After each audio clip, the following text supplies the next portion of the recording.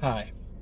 So I don't often do this, but I feel like the subject matter regarding this particular review kind of calls for it. So if you don't know, which I don't know how you wouldn't, but just in case, the inciting incident of this film involves suicide and involves a young person taking their own life. And I feel that, first off, I need to come out in front and say if that is a topic that is uncomfortable to you, if that is a topic that is unsettling to you, then you might not want to watch this one. Just giving you fair warning. Everybody has things they don't like to talk about. Everybody has those triggers. And if this is one for you, then please skip it. Okay, I don't want to add any kind of uncomfortable situations into your world. So there's that. The other thing is just to kind of break character. My reviews are always me, but when you're doing something like this, you can't help but kind of put on a characteristic, turn your personality up to 11 to try to seem larger than life. And as such, I do not want it to be misunderstood for an instant that even though I'm not sure what I'm going to say in this review, I haven't recorded the review yet as of the time I'm recording this. I don't know how I'm going to respond to certain aspects of this movie, but I never want it to seem like I am in any way taking the subject of suicide or, mental health or anything like that I'm in any way taking it lightly. It's a real problem, and it's a big problem for young people today. And I know it's very easy if you don't have contact with teenagers on a constant basis to just kind of go, these kids, what are they whining about? Just suck it up. It's real easy to do that. I don't think you're a bad person if that's what you're saying. I think it's more just you haven't been exposed to it. I'm in contact with young people every day, and I am privy to some of the stresses and some of the, for lack of better terminology, trauma that they are exposed to. And even in the past 2 years with this pandemic and everything else, kids today, they are walking a razor's edge, folks. You don't know really unless you're there every day with them, just how tight some of them are, and how stressed a lot of them are, and how lost a lot of them feel. So I want it known that I don't take this subject lightly, even though I try to approach these reviews with a light, jovial tone. But this is something I'm always on the lookout for, and I'm constantly kind of having to look out for. Just because you need to.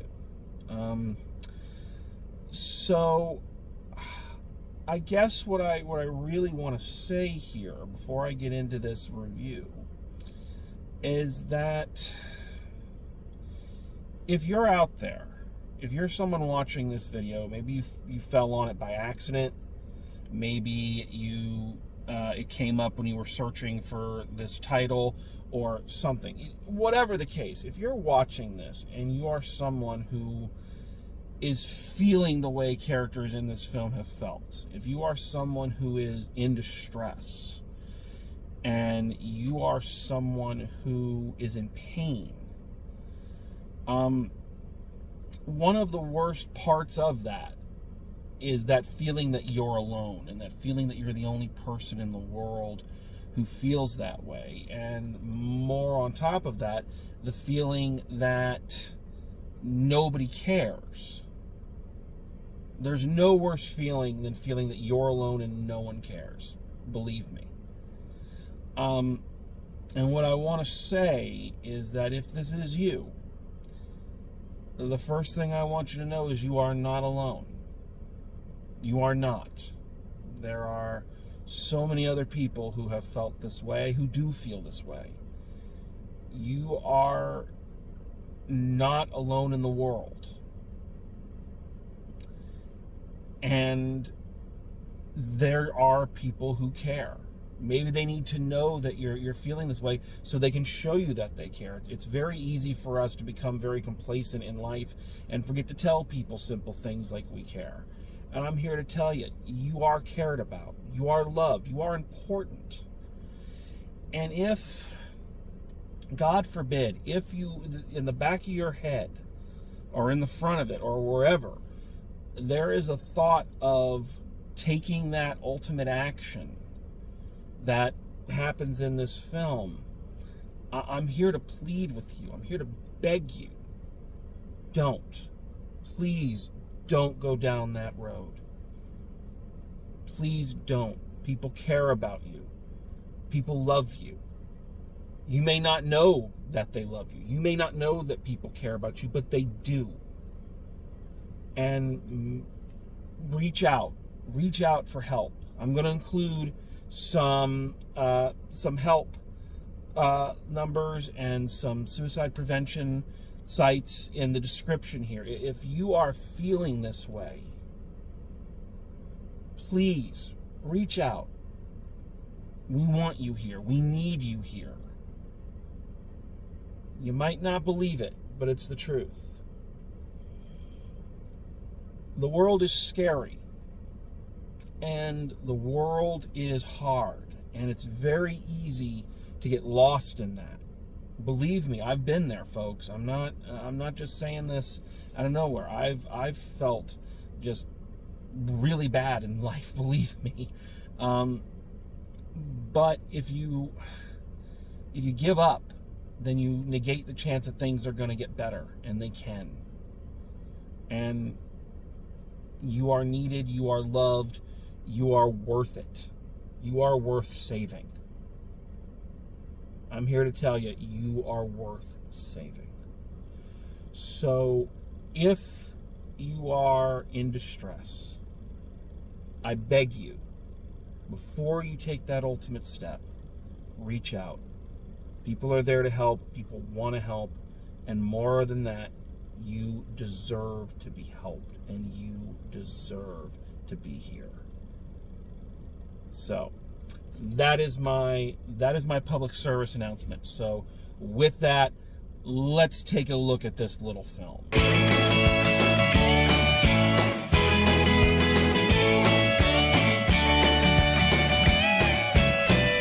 Okay. Talking about this movie, this is gonna be a challenge. This is a film that, after a certain point, I kind of felt like I had to see. I've already mentioned it that one of the hard parts about doing this is that you want to see as many things as you can. You want to open yourself up to as many films as possible, but there's just not enough hours in the day. And there's just not enough time to do everything, so some films are going to slip through the cracks, and it looked like this was going to be one of those films.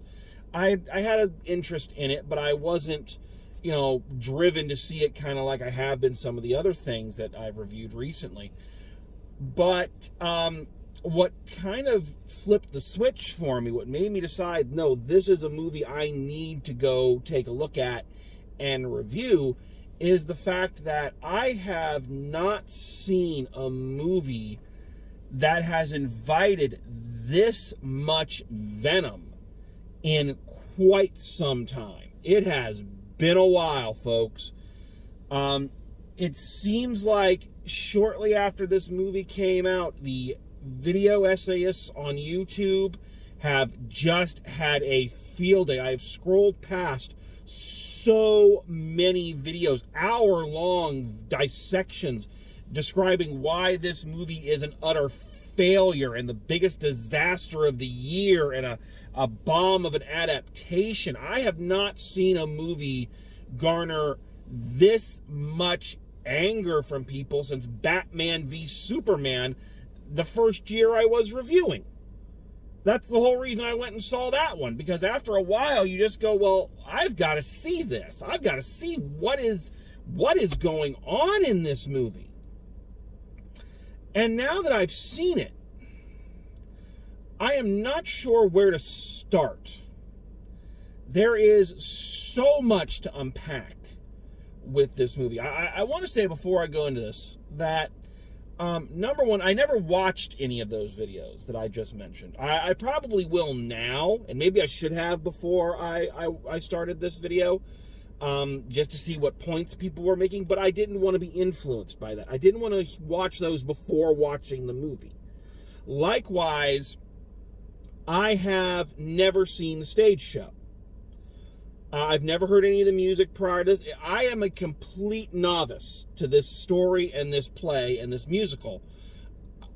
So I am coming into this film objectively, judging it as a standalone piece. And I've seen people kind of picking at it and then defending it. It was like, well, in the stage play to this.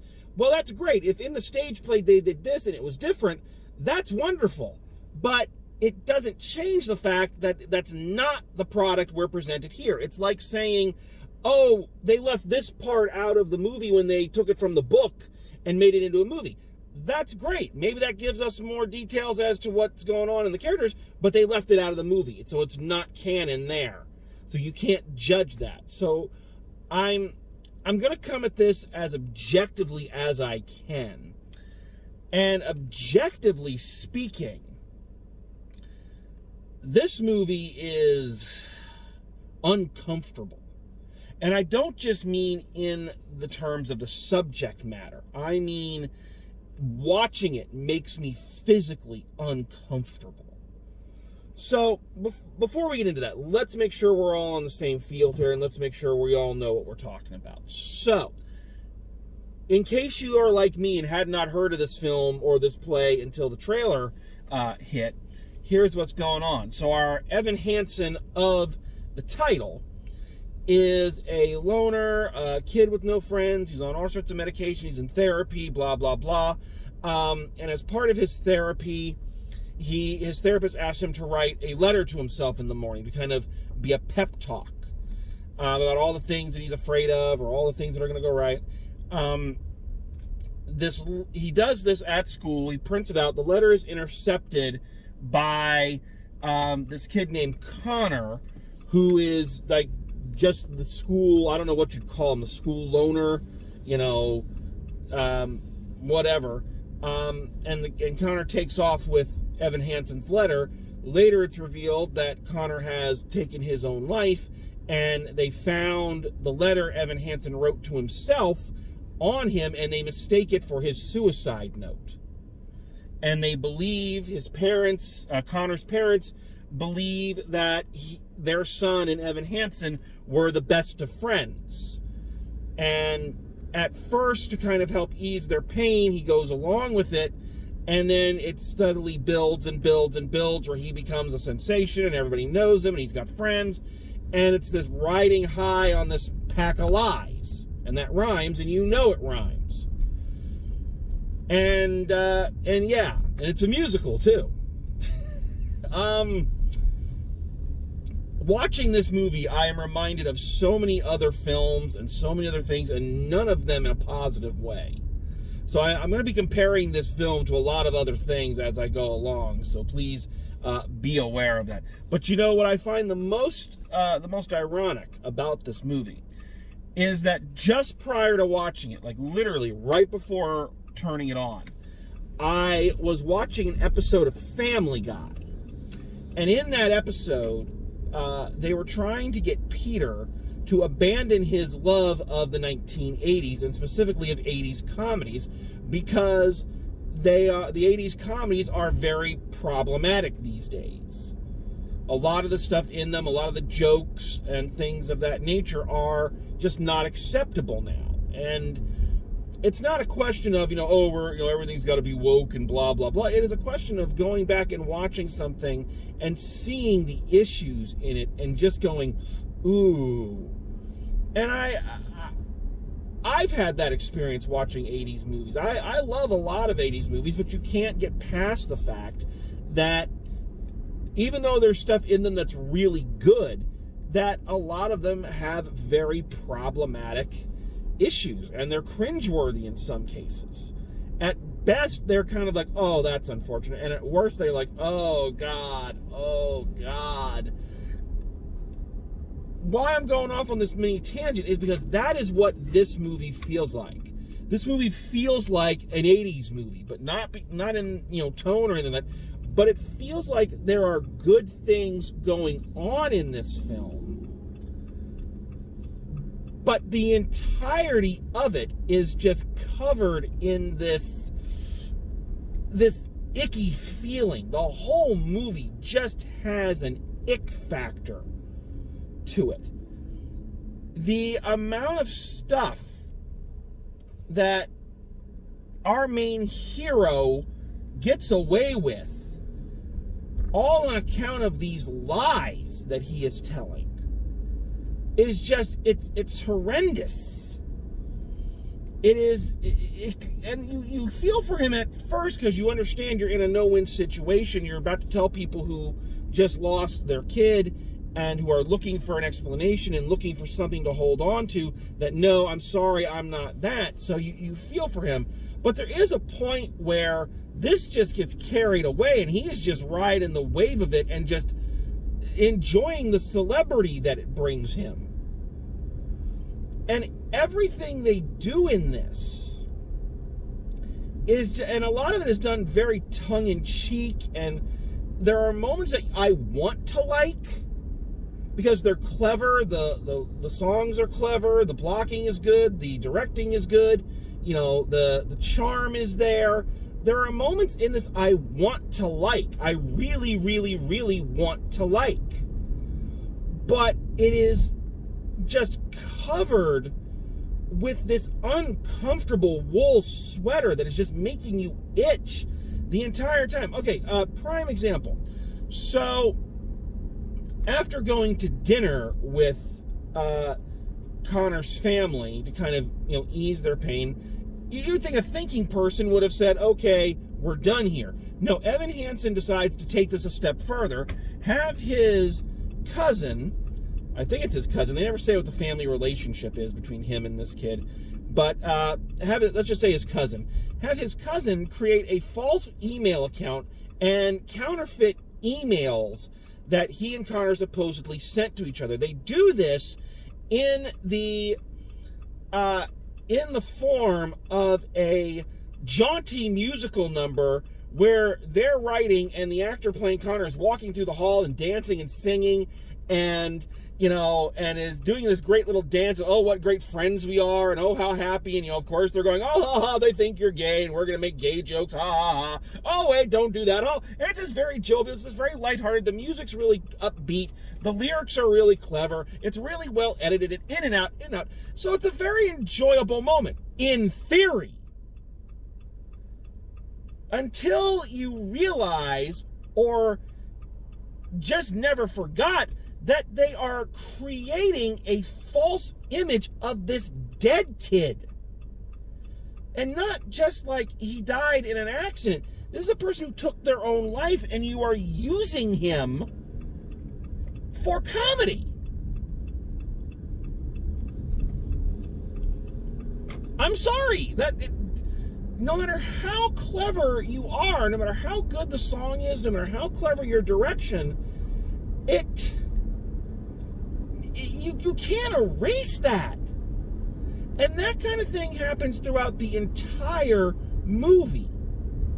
That every time something happens that I want to enjoy because the singing is good, the actors are doing a nice job, the writing isn't terrible in terms of the music, but every time something like that comes up, you just cannot shake that icky feeling of what is actually happening. I'm going to use a very profane thing here, and I'm sorry, and I've used this analogy before, but it's much like in the same way a dog licks its own balls. It feels good so long as you don't stop to think about what you're actually doing. And it's the same thing here. The songs feel great and look fun, and the singing's wonderful, and the actors have really good voices. Until you stop and realize exactly what is happening, that just about every song in this, every good moment in this, is all based on a pack of lies. lies upon lies. I'm reminded of a Mystery Science Theater film called I Accuse My Parents, where this idiot gets involved in organized crime because he just keeps telling lies to everybody.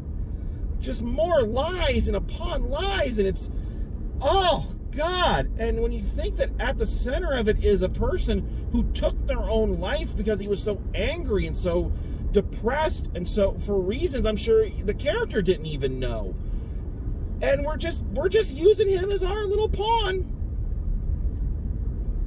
That's what he's there for. It doesn't occur to Evan Hansen until the end to actually try to learn something about this human being or try to understand him. There's one moment in this film, there's one segment in this film that I actually liked unapologetically. I think it's a really, really good moment. It's one that isn't stooped in the lies and actually is a genuinely good moment. And there's a song in it, I don't know the exact title, but it's something about the invisible people, where Evan Hansen is talking with this young lady who's like the president of the student council, kind of that girl who's got it all together. She wins every award and all of this, and everybody thinks her life is perfect. You know where this character is going.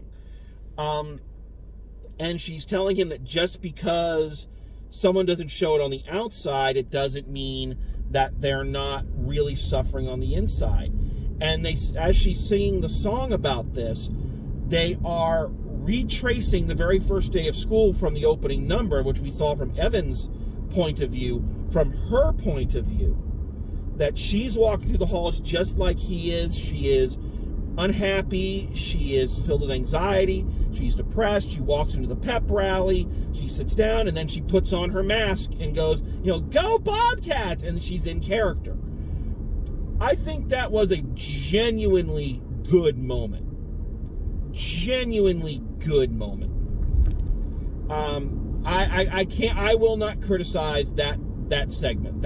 It's one of those segments that is going to drag the grade of this film up quite a bit, because I think that is a near perfect moment in this film. So I give complete applause to it. And it's not to say that there aren't good things in this movie. Like I say, there are good moments. The acting pretty much is decent. Specifically, Connor's sister, I can't remember her name, the character's name. She's really good. I liked her character a lot. I kind of wish the movie was more about her. It's one of those characters that's like, wow, you're way more interesting and sympathetic and complex than our main character supposedly is. And then the other thing is that it's not even so much that the acting is bad, it's that the writing of the book is terrible. Some of the dialogue in here is so pat and so just baby's first screenplay that it makes you cringe. You have some good actors in here, but they have lines that they're trying to deliver, and it's just not working for them. Also, I gotta say this. Who told Julianne Moore she could sing? Because whoever did that is not her friend. I imagine this is the same person who told Pierce Brosnan he could sing in Mamma Mia. In either case, you can't. Oh my God, she was terrible. Oh, jeez. We gotta talk about Evan Hansen just a little bit. I've already touched on this, but yeah. Actually, okay. Let's back up. I want to rearrange these thoughts a little bit. Another really distracting thing about this film is that they got from the research I did and the people I've talked to, they got the original Evan Hansen from Broadway to play the character in the movie. Hey, that's great. I'm all in favor of that. I think people should, take up the roles they originated. You don't need big names to do that. You can if you carried the show originally, you can carry it again. Except for one minor problem. You ever seen Beverly Hills 90210? You know how they had 20 and 30-year-olds playing teenagers? yeah, this young man has grown considerably since this thing debuted. He's 28 now and looks it. Depending on where they shoot him from, he either looks like Michael Cera or Mark Ruffalo. So he looks like this 40-year-old man in a bad teenage hairdo going, I can't go to school. I don't have any friends. You know, it's so distracting. It's like I sympathize, I understand, and like I say, I'm usually all in favor of bringing in the original actors from Broadway to reprise the roles in the film. I'm a big proponent of that. But fuck, I think there are limits to everything. And that brings us to kind of the biggest problem. This is one that I've heard a lot of people debating about. And that is the fact that our main character, Evan Hansen, is just not a very good person. Now, I understand what the movie is trying to do with him. And I remember I'm a big defender of the movie Passengers, and a lot of other people hate that movie. And you'll go, oh, it's creepy, oh, it's this, it's that. And I defend it by saying that it's a movie about what you will do when you are desperately lonely. And when you are so lonely that you will do anything, you'll do things you've never considered in order to not feel that lonely anymore. So I'm willing to give that justification to Evan Hansen to a certain extent. I understand what they were going for. But the simple fact of the matter is, some of the things he does and some of the things he complains about is just the way he treats his poor mother, the way he treats Juliana Moore in this is reprehensible. Oh, you're never around. You're never around. You were never around to talk to me. So I found this rich family who's basically trying to make me their surrogate son after theirs, died. You were never around. And it's like, yeah, she was working to support your fucking ass, you whiny little bastard. There's feeling alone, and then there's just feeling entitled. But here's the problem, is that this does not just stay with Evan Hansen. This branches out to almost the entire cast. And then suddenly I realized, years after it was dead and buried, years after we thought it was gone, its claw-like appendage has burst through and is threatening to climb back out and torment us all once again. I'm fucking watching Glee. This is Glee, the fucking movie, with characters who are just reprehensible and do reprehensible things for their own personal gain, knowing full well that it's wrong, but do it anyway because it benefits them in the moment. It's not just him. He's the biggest offender, but he's not alone. The young lady I was talking about a second ago, the student council representative there, posts what they suppose is Connor's suicide note after being asked, please don't do that, it'll destroy his family, and does it. With full knowledge that she was asked not to, but she's like, oh, well, this is going to get me what I want, so there you go. And the entire student body is like this. Connor is a kid none of them liked, none of them treated with any kind of respect or dignity. Of course, to be fair, from what we hear, Connor didn't really return the favor, so, can't blame them completely. But he's gone, and they're all suddenly like, he was our best friend, we miss him. It's like, fucking hypocrites. The whole film is just filled with these terrible people. And fucking Glee. It's fucking Glee, the fucking musical. Sorry. And just like Glee, it had its okay parts, but when you really look at it, it's reprehensible with reprehensible people. I also have to say, this is something that really kind of concerned me looking at this film. Is that it almost feels like that it's almost glorifying suicide. From everything we hear, this Connor kid had real problems, was not pleasant to be around, was difficult to live with, terrorized his sister and was just kind of an ass. I'm sure he had his reasons, but he kills himself and suddenly all his sins are forgiven. Everybody wants to talk about him. There's memorials, people are taking pictures of things.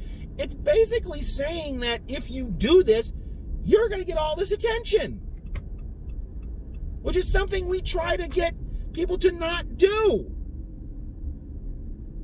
I'm not saying that everybody who commits suicide or ponders it is doing it for the attention. That's not what I'm saying.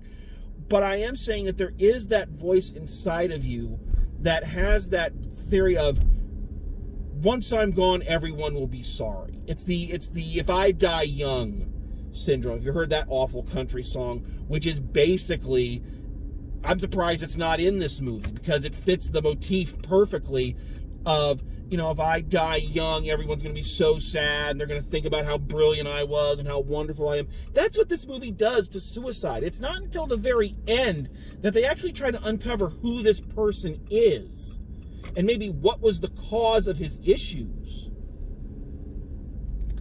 And even then, even when Evan Hansen tries to make good after the all is lost moment. The all is lost moment. And his lies are revealed, and he's now trying to make amends. His way of making amends is to take a video that Connor recorded in recovery in a therapy group and mail it out to people. So your solution was to take something private from a recovery center and make that public. Now, to be fair, he didn't post it online, but but still, it's still a thing where even when this movie tries to do the right thing, it's still really icky. I feel like I've really ranted at this movie because there's just so much about it that just, and there's parts of it I want to like. There are parts of it I feel like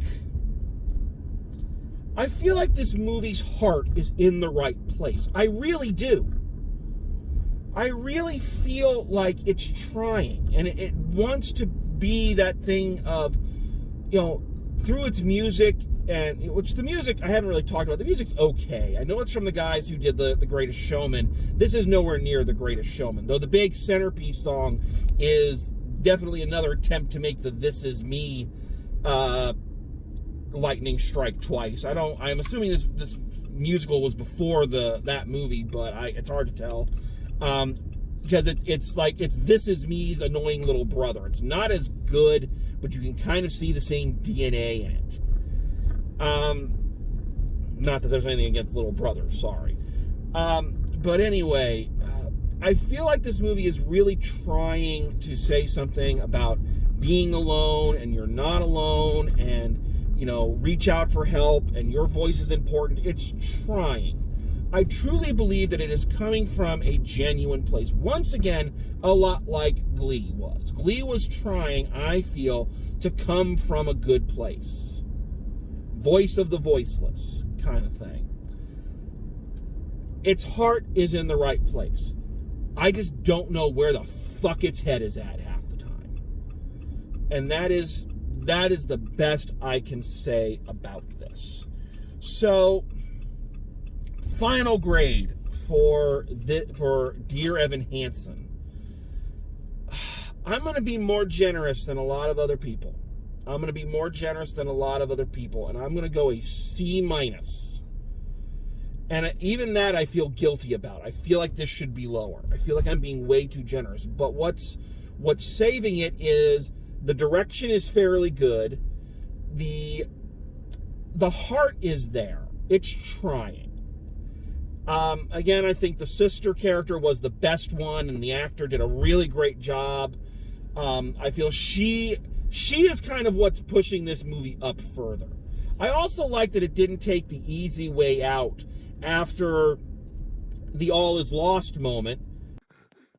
The all is lost moment! And he loses his girlfriend. They don't get back together in the end. It's not a thing of, oh, I just said I'm sorry and everything's okay. They acknowledge that, no, you done fucked up, son, and just saying you're sorry isn't going to paste over all of it. So I appreciate that. I appreciate that from a narrative standpoint. So I believe there is some good in this movie. But again, like an 80s comedy, there's still funny stuff in it, but there is just a layer of problematic material just oozing out of every pore of this thing. And I can understand why it has inspired the vitriol that it has brought upon itself. I can't say it's the worst thing I've ever seen, but I can say that it is definitely one of the most cringe-inducing. So there you have it. That's Dear Evan Hansen. So that's my 2 cents. Now I'm going to see what some of these other folks have said. So thank you very much for joining me. Thanks for taking a drive with me. And as always, drive safe, and I will see you at the movies.